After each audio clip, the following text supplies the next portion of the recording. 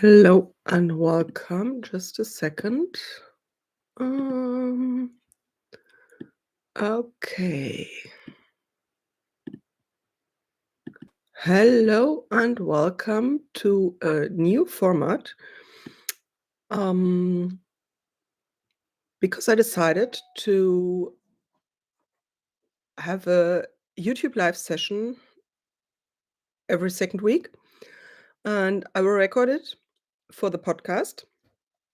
And the idea is that you can join the live session, ask questions in the chat that I can answer. Hello, hello, Lise. And yes, it will be published later as the live session will be published and the podcast will be published. So for everybody who is now listening to the podcast or the replay, hello and welcome. This is on the podcast episode number 21. And today we will talk about castration.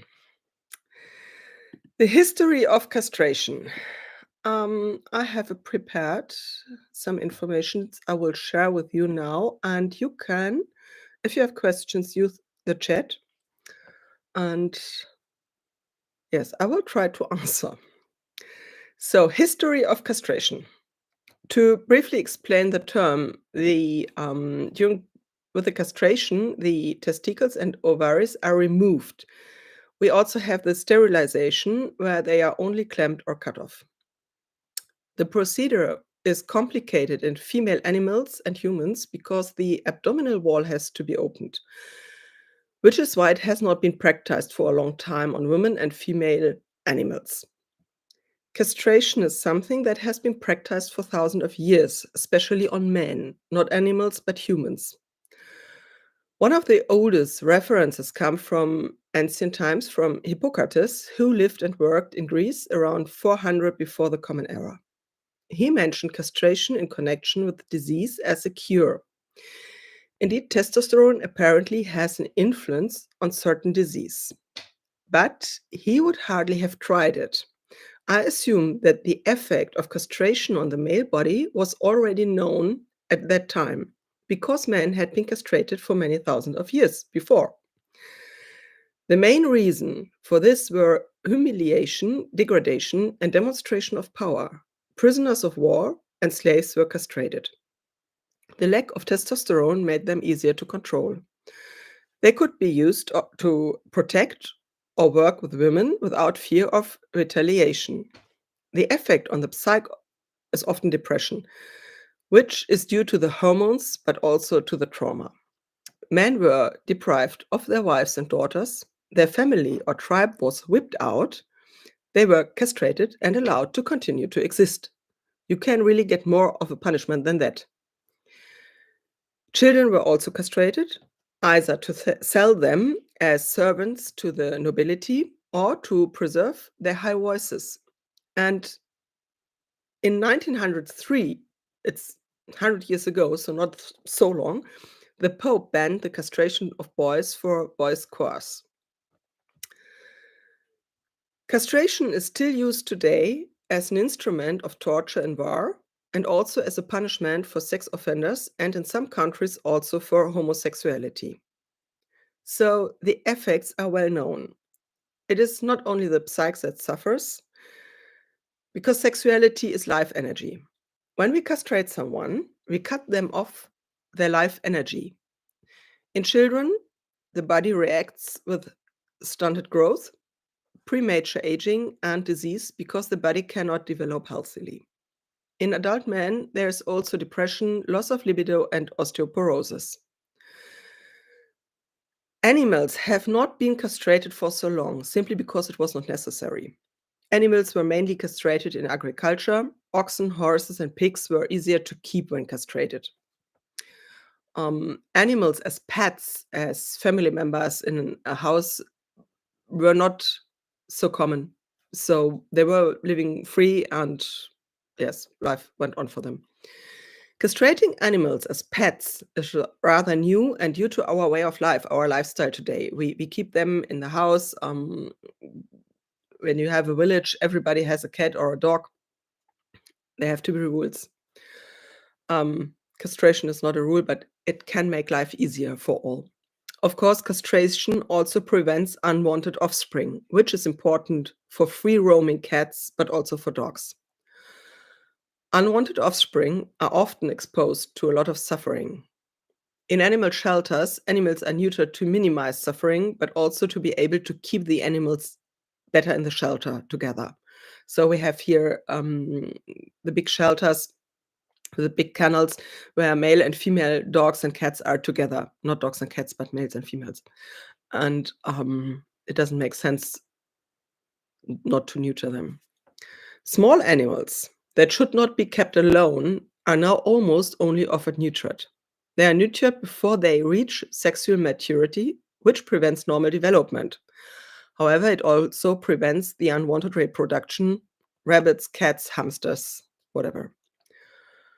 We tend to have dogs and cats neutered quickly to make life with them easier. And this sometimes is a big mistake. And I will explain why. We know from thousands of years of experience with castration in men what side effect this procedure has. And it surprises me that we are surprised today that it also has consequences for our pets. Because the consequence for the animals and their owners are not all positive either. Dogs, male or female, that are aggressive, dominant, anxious, or have a high hunting instinct are often neutered.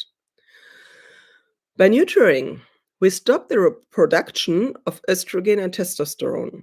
Testosterone is often blamed for aggressive behavior, and this is not true. The other way around, is it? Aggression is caused by stress. The stress hormone is cortisol. Estrogen and testosterone cap cortisol. When aggressive, we have a higher value of testosterone in the body to cap the cortisol. They ensure that a stressed body can slow down and calm down and be peaceful. If I now eliminate these two hormones, cortisol no longer has an opponent. This means that the cortisol level in the animal remains elevated. In the worst case, the animal was also castrated under extreme stress. This fear remains in the system in the body. Fear aggression behavior is thereby encouraged. Estrogen and testosterone are also suppressed dopamine, the happiness hormone that is released during the chasse. It makes little sense to neuter a dog with an increased hunting instinct. Behaviors favored by castration, such as hunting instinct, fear aggression, and dominant behavior, can hardly be changed because the corresponding hormone is missing. In other words, the messenger substance that could regulate the behavior is simply no longer there. It cannot be replaced or corrected by training or education. Then the child has fallen into the well. All my dogs come from animal shelters and they are all neutered.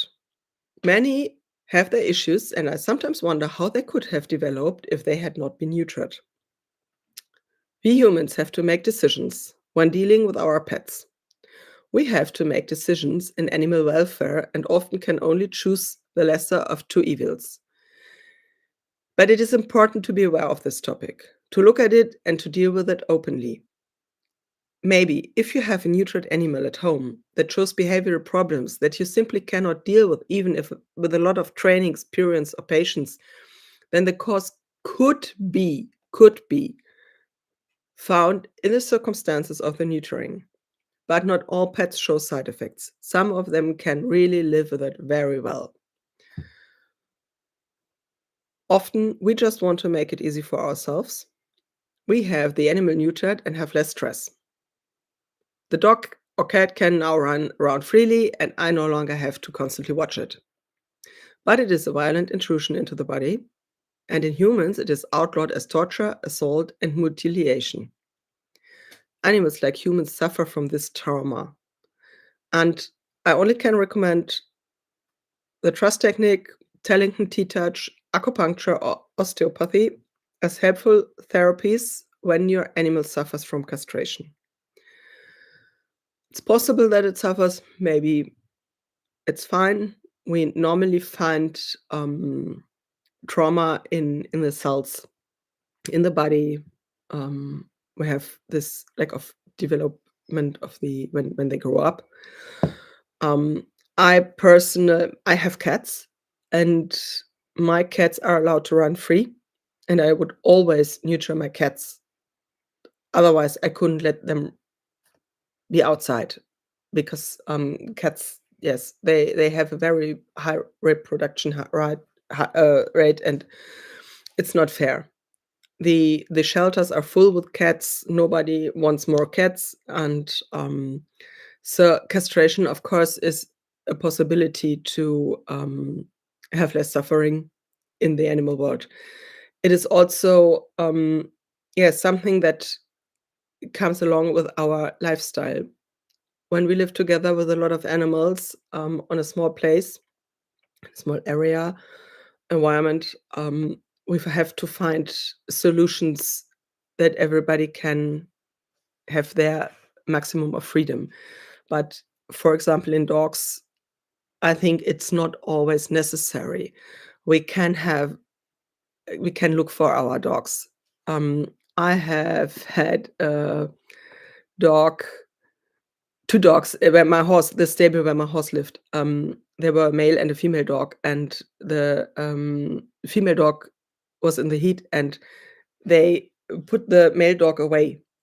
But all male dogs, from the village and over the village came to meet this female dog. So after a while, they decided that it might be better to keep the female dogs separated. Um, yes. So we if we do not want, puppies or kittens, we have to keep an eye on them. But this is 2 times a year. It's possible.